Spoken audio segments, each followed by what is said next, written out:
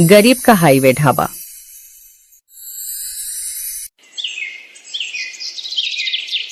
कुमुद अपनी सास के साथ हाईवे पर बनी हुई एक छोटी सी झोपड़ी में रहा करती थी और उसका पति रवि शहर कमाने के लिए गया था और महीने भर से वापस ही नहीं आया था। एक दिन कुमुद अपनी सास के पास जाकर कहती है, माँ जी खाने में क्या बनाऊं, कुछ समझ ही नहीं आ रहा।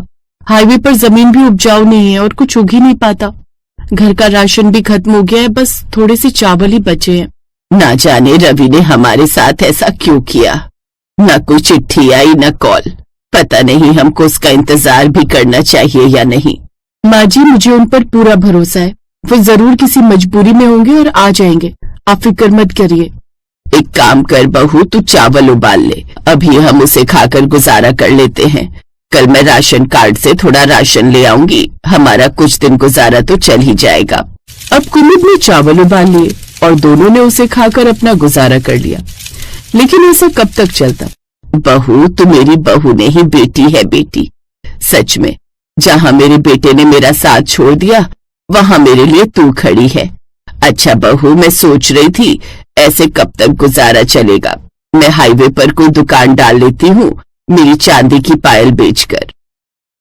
माँ जी मेरे रहते इस उम्र में आप काम करती हुई अच्छी नहीं लगेंगी, और तो और आपकी तबीयत भी हाईवे पर बिना अच्छी हवा पानी के खराब ही रहती है, इसलिए जो भी काम करेंगे हम दोनों मिलकर करेंगे, वरना नहीं। अब दोनों सास बहू ये सोच लेते हैं कि वो राशन से मिले हुए दाल चावल और पायल बेचकर जो पैसा आएगा उससे आने जाने वाले यात्रियों के लिए छोटी सी रसोई डाल देंगे, जहां वो किसी को बिठाकर नहीं खिलाया करेंगे, पैक करके खाना दिया करेंगे। माँ जी सब तैयारी हो गई है, बस अब ग्राहक आ जाए। इतनी मेहनत का परिणाम भगवान हमें जरूर देगा मेरी बच्ची, तू फिक्र मत कर। थोड़ी देर में एक व्यापारी खाना खाने आता है और कहता है, ये तुम दोनों सास बहू ने बहुत अच्छा काम किया जो ये हाईवे पर रसोई डाल दी। यहाँ 20 किलोमीटर तक कोई भी खाने पीने का इंतजाम नहीं है, बहुत बढ़िया। बताइए साहब क्या लगा दूं आपके लिए, चाय पानी दाल चावल या सब्जी अचार के साथ? बहुत भूख लगी है, तुम मुझे दाल रोटी और अचार दे दो। अब व्यापारी को कुमुद खाना परोस कर देती है, लेकिन तभी वहां से तेजी से एक गाड़ी जाती है और बहुत सारी धूल खाने में गिर जाती है। छी छी, ये कैसा खाना है जिसमें स्वाद से ज्यादा मिट्टी है। अब समझ आया कि तुम्हारी ये हाईवे की रसोई चल क्यों नहीं रही। इसकी मैं तुमको एक फूटी कौड़ी भी नहीं दूंगा, सारा स्वाद खराब कर दिया। ये देखकर दोनों सास बहू की आंखों में आंसू भर आए और सास ने कहा, बहू हमारी सब मेहनत बेकार हो गई। इस तरह तो कोई हमारा खाना खाने नहीं आएगा, क्योंकि थोड़ी बहुत मिट्टी तो हाईवे से खाने में जाएगी ही। माँ जी अगर इंसान कोशिश करे ना तो हर मुसीबत को पार कर सकता है, आप फिक्र मत करिए, हम कोई न कोई रास्ता तो निकाल ही लेंगे। अब कुमुद थोड़े बचे हुए पैसे से नीले रंग का तिरपाल लेकर आती है, जिससे उनके घर पर धूप भी कम पड़ा करती और धूल मिट्टी से थोड़ी बहुत राहत हो जाया करती। ऐसे दिन गुजरते हैं और अब उनके पास कुछ ग्राहक आने लगते हैं। एक परिवार वहाँ खाना खाने आता है। माँ मुझे दाल चावल खाना है। और मुझे छोले चावल खाने हैं। बच्चों दाल चावल तो मिल जाएगा, छोले चावल नहीं है। तो आंटी मुझे एक प्लेट मैगी कर दो ना। बेटा बस अचार रोटी दाल और चावल है और कुछ नहीं। ये क्या बात हुई बहन जी, बस 4 सामान के साथ आप रसोई डालकर बैठी हैं, ऐसे ये थोड़ी चलेगा। बहन जी हम दोनों ही एक दूसरे का सहारा हैं, हमारे पास इतने पैसे नहीं है कि हम ये सब इंतजाम करें। ठीक है कोई बात नहीं, जो है वही लगा दो, मेरे बच्चे खा लेंगे। अब दोनों बच्चे और औरत जैसे ही चावल दाल रोटी खाती हैं तो खुश हो जाती है और कहती हैं, सच में तुम्हारे हाथों का स्वाद तो बहुत अच्छा है, खाकर मजा आ गया, एकदम घर जैसा खाना है तुम्हारा। तभी तो हमने इसे हाईवे रसोई का नाम दिया है, ढाबा नहीं, क्योंकि रसोई हर घर में होती है और ढाबा रोड पर। ये लो तुम्हारे पैसे, फिर से यहाँ आना हुआ तो हम जरूर आएंगे।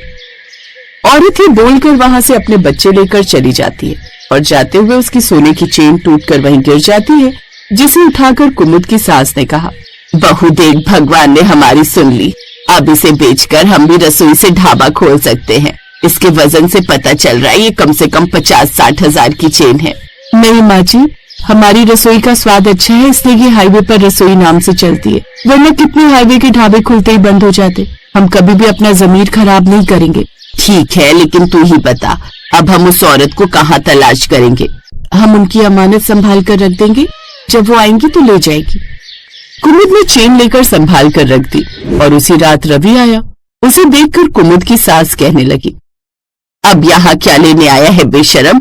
हम लोगों का विश्वास तोड़कर तुझे चैन नहीं आया क्या? मुझे माफ कर दो माँ, वहाँ मेरा एक औरत से चक्कर हो गया था। उसने मुझे बोला वो मुझे बहुत पैसा देगी, लेकिन एक दिन जब उसके पति ने हमें साथ पकड़ लिया तो वो मुकर गई और मुझे जेल हो गई। अब रिहा होकर आया हूँ, अब कहीं नहीं जाऊंगा। रवि की माँ जो उससे इतना नाराज थी, अचानक ममता में पिघल जाती है और उसे घर में रहने की मंजूरी दे देती है, लेकिन कुमुद उसे माफ नहीं कर पाई थी। ऐसे ही कुछ दिन गुजर जाते हैं। रोज ग्राहक आते और तीनों मिलकर उन्हें खाना खिलाकर अपना गुजारा करते। एक दिन सब खाना खा रहे थे और रवि की माँ उसे सोने की चेन के बारे में बता देती है कि कुमुद ने उसे अलमारी में रखा है। रवि ने आधी रात को उठकर खुद से कहा, इन दोनों के साथ रहने से अच्छा है कि मैं चैन चुरा कर भाग जाऊं और शहर जाकर अकेले मजे से रहूं। हाईवे की रसोई से ये लोग ऐसे ही किश्तों में जिंदगी गुजार पाएंगे। रवि बोलकर चेन चुराने के लिए तलाश करता है, लेकिन तभी कुमुद लाइट जला देती है और साथ में खड़ी अपनी सास से कहती है, माँ जी, कुछ लोग कभी नहीं बदल सकते और ये भी उन्हीं में से है।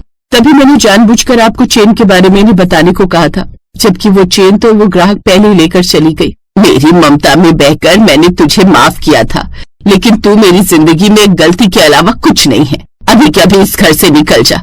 तूने मेरी बेटी जैसी बहू को धोखा दिया, लेकिन वो बस मेरे लिए चुप रही। लेकिन अब और नहीं, अब से तू मेरा बेटा नहीं है। मेरी बस एक बेटी है और वो है मेरी बहू कुमुद। रवि अब बार बार अपनी गलती की माफी मांगता है, लेकिन दोनों उसे माफ नहीं करते।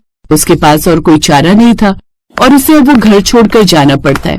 जिसके बाद कुमुद और उसकी सास मिलकर धीरे धीरे हाईवे पर बनी हुई अपनी रसोई का अच्छे से ध्यान रखते हैं और उनका काम बहुत अच्छा चलने लगता है।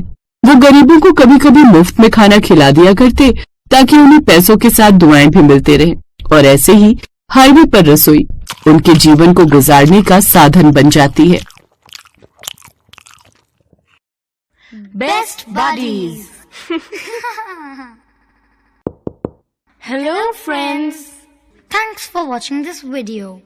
अगर आपको ये वीडियो पसंद आया है तो प्लीज लाइक, सब्सक्राइब, कमेंट्स करें इस वीडियो पर और हाँ, शेयर करना भी ना भूलें।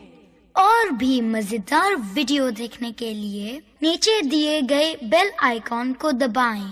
देखते रहिए बेस्ट बडीज।